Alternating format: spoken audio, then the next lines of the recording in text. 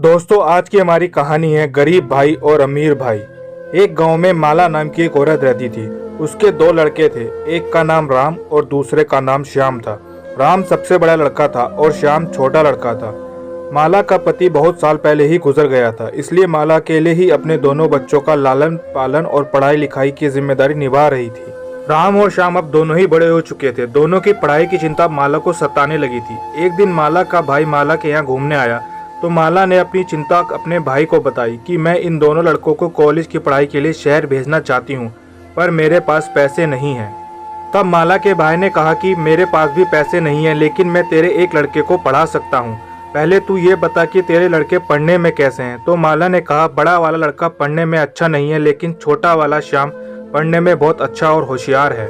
यह सुनकर माला के भाई ने कहा कि तू दोनों को पढ़ाकर पैसे बर्बाद मत कर, अपने छोटे बेटे को शहर भेज दे, उसकी पढ़ाई का खर्चा मैं देख लूंगा, क्योंकि वह पढ़ने में होशियार है, इसीलिए उसी को आगे पढ़ाना चाहिए। और तेरा बड़ा लड़का राम पढ़ने में होशियार नहीं है, तो उसे यहीं गाँव में कोई नौकरी चाकरी पे लगवा दे। यहाँ नौकरी करके कुछ पैसे कमाएगा और तेरे साथ रहकर तेरी सेवा भी करेगा। माला को अपने भाई की यह सलाह बहुत पसंद आई। उसने भाई की मदद से अपने छोटे लड़के श्याम को पढ़ाई के लिए शहर भेज दिया और गांव के सरपंच से बात करके राम को गांव के एक छोटे से ढाबे में रखवा दिया।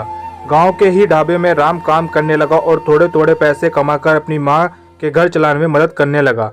इधर श्याम की शहर में पढ़ाई भी पूरी हो गई थी और वह शहर के एक बहुत बड़े फूड चैन होटल में मैनेजर की नौकरी पा गया।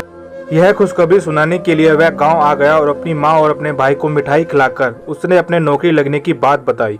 उसने अपनी माँ को बताया कि उसकी शहर के एक बहुत बड़े फूड चैन होटल में नौकरी लग गई है। माँ ने पूछा, यह फूड चेन क्या होता है? तब बड़े लड़के राम ने बताया कि ऐसे होटल जिनकी शाखा अलग अलग शहरों में खुली होती है, ऐसे होटलों को फूड चेन होटल कहते हैं। यह सुनकर माला ने अपने छोटे बेटे को खूब आशीर्वाद दिया। अगले ही दिन शाम अपने बड़े भाई और माँ को लेकर शहर आ गया और तीनों मिलकर शहर में रहने लगे। एक दिन शाम को काम खत्म करके जब शाम घर आया तो उसने अपने बड़े भाई और माँ को बताया कि आज हमारे होटल के बॉस हमारे यहाँ डिनर के लिए आ रहे हैं। माँ ने कहा, यह तो बहुत अच्छी बात है, तू बाजार से सब्जी भाजी ले आओ तो मैं उनके लिए खाना बना देती हूँ। तो राम ने माँ को मना कर दिया कि माँ तेरी तबीयत ठीक नहीं रहती, इसलिए शाम के बॉस का स्वागत के लिए खाना मैं बना दूंगा। श्याम अच्छी सैलरी वाली नौकरी करता था, इसलिए वह थोड़े घमंड में रहता था और अपने बड़े भाई को कम आका करता था। उसे लगता था कि उसके भाई को कुछ नहीं आता और वह हमेशा गरीब का गरीब ही रहेगा। श्याम ने ताजुब से बोला कि तुम खाना बनाना कब सीख गए और क्या तुम्हें खाना बनाना आता भी है? तब राम ने कहा, हाँ, मैं गांव के एक छोटे से ढाबे पे काम करता था, वहां रहकर मैंने खाना बनाना सीख लिया। तुम चिंता मत करो, जब तुम्हारे बॉस मेरे हाथ का खाना खाएंगे तो उंगलियां चाटते रह जाएंगे। तभी दरवाजे की डोरबेल बजी तो राम ने कहा, देखो श्याम, लगता है तुम्हारे बॉस आ गए हैं, मैं दरवाजा खोलता हूँ। श्याम ने राम को तुरंत रोका और कहा, तुम्हारे पास कपड़े पहनने का सलीका नहीं है, तुम गरीब और अनपढ़ की तरह कपड़े पहनते हो, इसलिए तुम दरवाजा मत खोलना, वरना बॉस को लगेगा कि हम लोग कितने पिछड़े लोग हैं। और जब तक बॉस रहेंगे तुम बॉस के सामने मत आना, किचन में ही रहना। राम को श्याम की बात सुनकर थोड़ा सा बुरा लगा, लेकिन फिर उसने सोचा कि भाई पढ़ा लिखा है तो सही ही बोल रहा होगा।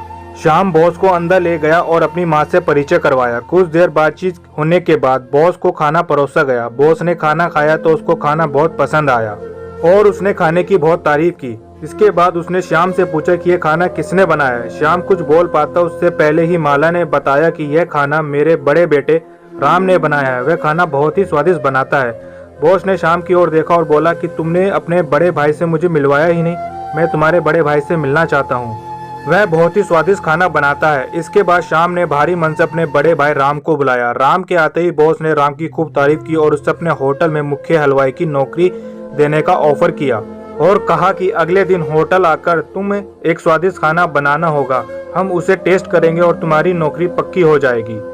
अगले दिन राम होटल पहुंच गया और एक लाजवाब स्वादिष्ट खाना बनाकर होटल की मैनेजमेंट टीम के सामने परोसा। होटल की मैनेजमेंट टीम ने जब उस खाने को चखा तो उन्हें वह खाना बहुत ही स्वादिष्ट लगा। तभी बॉस ने राम से कहा कि मुझे तुम्हारा स्वादिष्ट बनाया हुआ यह भोजन बहुत ही अच्छा लगा, लेकिन मुझे दुख है कि तुम्हारा भाई तुम्हें यहाँ नौकरी करता हुआ नहीं देखना चाहता है। मैं जब आज अपने घर से होटल आ रहा था तभी मैंने श्याम को एक चौराहे पर खड़े होकर अपने एक कर्मचारी से बात करते हुए देखा, तो मैं वहाँ चुपचाप खड़ा होकर उसकी बात सुनने लगा। तो मैंने सुना कि श्याम उस कर्मचारी से कह रहा था कि जब तुम मेरे होटल पर आकर खाना बनाओगे तब वह कर्मचारी तुम्हारे खाने में अधिक नमक डाल देगा, जिसकी वजह से तुम्हें यह नौकरी नहीं मिल पाएगी। यह सुनकर राम ने अपने भाई श्याम से इसका कारण पूछा तो श्याम ने कहा कि मैं इतनी पढ़ाई लिखाई करके यहाँ तक पहुँचा था और तुम बिना पढ़े लिखे यहाँ नौकरी करने वाले थे और मेरे जितना वेतन पाने वाले थे। यह मुझसे बर्दाश्त नहीं था और मैं चाहता था कि तुम जीवन भर मेरे दिए हुए पैसों से जियो और मेरे प्रति एहसानमंद रहो, इसलिए मैंने ऐसा किया था। लेकिन मुझे अब अपने किए पर पछतावा हो रहा है, मुझे माफ़ कर दो भाई। तभी बॉस ने कहा कि राम, आज से तुम हमारे यहाँ काम करोगे और तुम्हारे भाई श्याम को मैं आज ही नौकरी से निकाल रहा हूँ। यह सुनकर राम ने तुरंत बॉस से कहा, नहीं सर, ऐसा मत कीजिए, मेरे भाई से एक छोटी सी गलती हो गई है, उसके लिए इतनी बड़ी सजा मत दीजिए, उसे माफ़ कर दीजिए। उसने मेरे प्रति जो भी किया मैं उसे माफ़ कर दिया हूँ। श्याम ने जब यह सुना तो वह रो पड़ा और अपने भाई के पैरों में गिर गया। इसके बाद दोनों भाई हंसी खुशी उस होटल में काम करने लगे और हंसी खुशी उनका जीवन बीतने लगा। दोस्तों, आपको हमारी ये कहानी पसंद आई हो तो वीडियो को लाइक करें और चैनल को सब्सक्राइब करें।